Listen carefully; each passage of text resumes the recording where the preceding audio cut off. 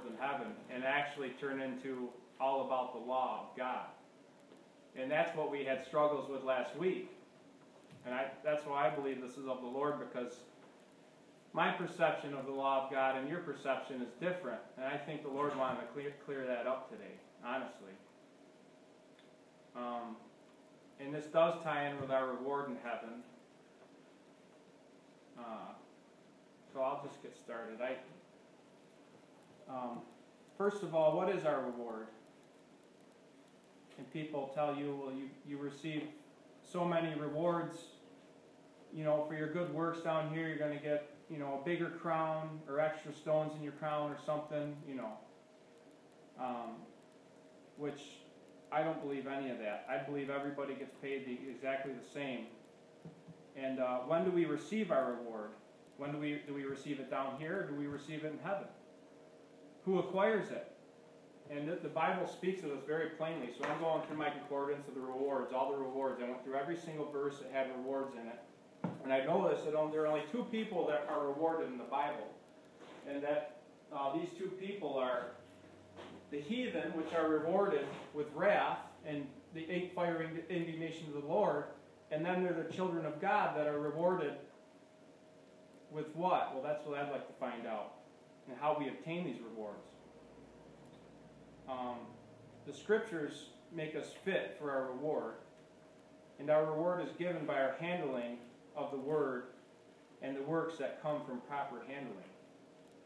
So in Genesis, this is just one verse, Genesis 15:1, it says, "After these things the word of the Lord came unto Abraham in a vision, saying, Fear not, Abraham, I am thy shield and thy exceeding great reward."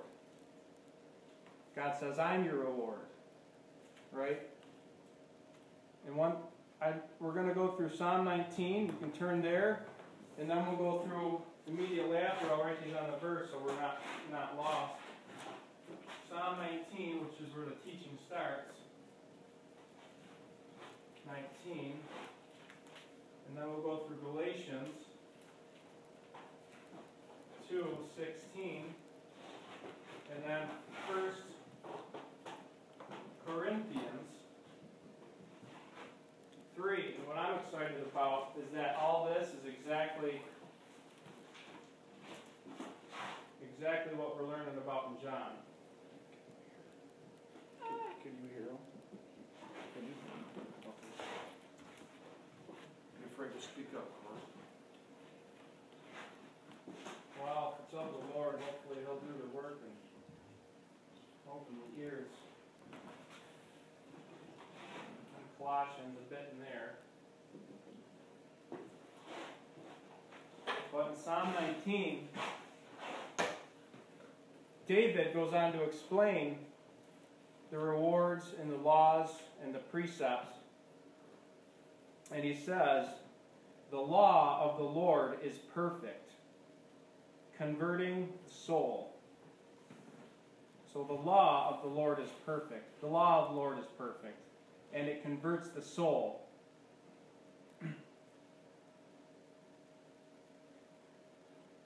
So can you follow? Did God give the law to the people knowing that they could follow them laws in their own strength? He knew that they were going to break every single one of them laws, so he made a sacrificial lamb for them to bring to the altar, right? So the law, the converting of the soul, is meant for people that were in need. Jesus said, I came for the sick and not the whole. Those that knew they couldn't keep the law are the ones that were converted.